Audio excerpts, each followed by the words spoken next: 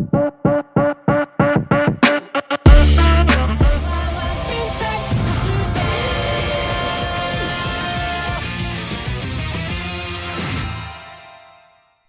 datang kembali di channel gua Farsatsu. Jadi di video kali ini gua bakal bahas episode 3 dari Number One Sentai Go Jujur.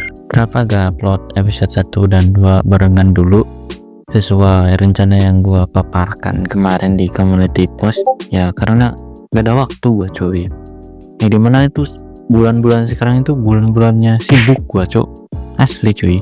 Jadi banyak kegiatan juga dan ya begitulah, dan gua juga sempet gak enak badan gitu kan ya, karena banyak kegiatan juga, jadi kayak sempat gua bikin videonya, dan baru sekarang juga gua bikin videonya dan gua mutusin langsung loncat ke episode 3 aja ya, karena untuk episode 1 dan 2 nya mungkin kalian udah lihat pembahasannya dari channel-channel lain gitu kan, yang lebih apa ya, bisa dibilang lebih lengkap, atau ya intinya kalian pasti udah lihat lah pembahasan dari channel lain gitu kan ya. Daripada gue banyak bacot juga gitu kan, jadi udah gue langsung aja.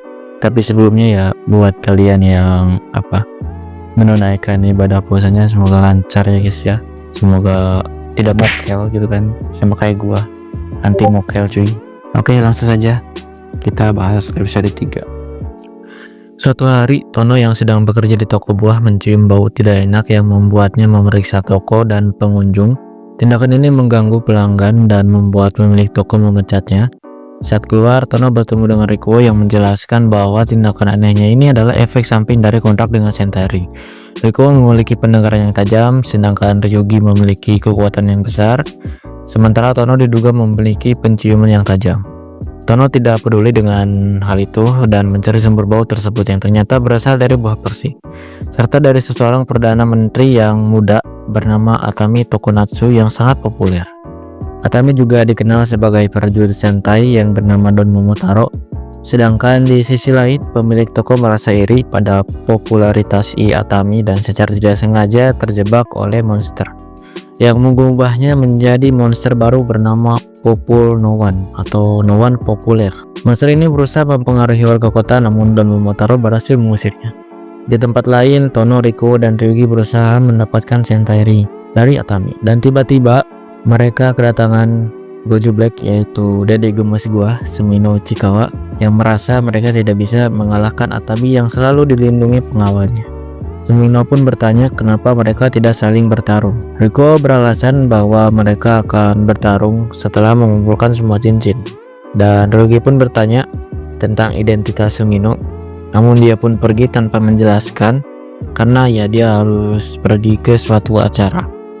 Namun di kota, monster No One berusaha berkuasa lagi, No One populer, dan Tono merasa iri dengan popularitasnya. Tono pun berusaha mendapatkan kepopuleran secara jujur tetapi gagal. Dan Rikuo pun menunjukkan bakatnya sebagai penyanyi dan mendapatkan dukungan dari warga. No One kemudian menantang mereka untuk kontes kepopuleran.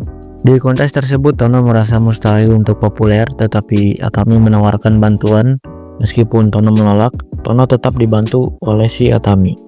Tono kemudian membantu seseorang di toko laundry atau di tempat laundry dan mendapatkan rasa kepercayaan diri. Kontes dimulai, tetapi dukungan lebih banyak kepada Atami. Tono merasa kecewa dan mulai melawan si Atami. Selama pertempuran, muncul Buket yang membantu si No One. Di tengah pertempuran, Rikuo memanggil Tegas Hot Robo untuk melawan Buket. Seluruh tim mengalahkan monster, tetapi Atami tetap mendapatkan kepopulerannya atau tetap menjadi pemenang dalam kontes kepopuleran. Tono merasa kecewa, tetapi menemukan dukungan dari pemilik toko yang tadi atau si Pak Tua, owner bosnya ini, yang menjadikannya pendukungnya itu merasa senang lah, atau sedikit senang dan tersenyum. Dan episode ini itu berakhir dengan kemunculan Goju Eagle yang ternyata adalah kakek-kakek. Jadi itu dia tadi alur cerita dari episode 3 Goju Jujur yang udah gua rangkum, yang udah gua persingkat. Dan sekarang kita masuk ke poin pentingnya. Yang pertama ini ada Goju Black atau Sumino Chikawa. Di sini dia muncul di beberapa scene ya, dan kemunculannya ini tuh nanggung sih menurut gue ya. Dan nanggung gitulah. kenapa gak samain aja kayak Gojo Eagle. Gojo Eagle kan muncul kan dari sekarang ya, tapi kan gak debut gitu kan, cuma muncul aja gitu, sebatas muncul doang, tapi debutnya kan di next episode gitu kan. Kenapa gak kayak gituin gitu, atau samain aja gitu.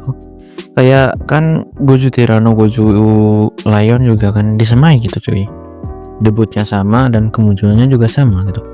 Jadi ya agak nanggung aja gitu. Dan kedua ini ada kemunculan Don Momotaro ya, tapi yang berubah bukan si Momoi melainkan si Atami Tokonatsu yang diperankan oleh Ko Nanase, yang sebelumnya ini pernah jadi Ultraman Torege ya, atau Kirisaki di Ultraman Taiga ya. Dan yang ketiga adalah kemunculan dari Gojo Eagle yang ada sedikit twistnya di sini, yang dimana si Gojo Eagle ini adalah kakek-kakek ya. Dan si kakek ini tuh bisa berubah kembali ke masa mudanya dikarenakan ada kontrak dari si Tegasword Robo ya.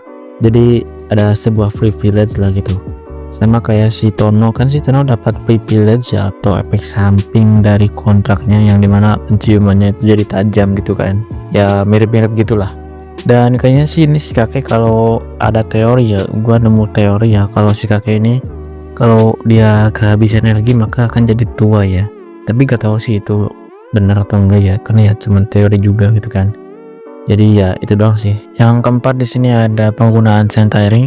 Penggunaan Sentai Ring yang gua maksud adalah ketika si Don Momotaro ini menggunakan ability dari Sentai lain. Di episode 3 ini kita tunjukkan si Don Momotaro menggunakan Sentai Ring dari Jatoman, sehingga dia bisa berubah jadi, bukan berubah sih, lebih ke mendapatkan ability ya, dia dapat sayap jadi bisa terbang gitu. Jadi ya itu dia. Jadi Sentai Ring ini gak cuma bisa dipakai oleh para member Gojoger, tapi oleh para member Sentai Universe yang lain. Maksudnya ya Sentai-Sentai yang muncul di universe-nya si Gojoger gitu. Dan ya jadi itu dia tadi beberapa poin pentingnya ya di episode 3 ini ya.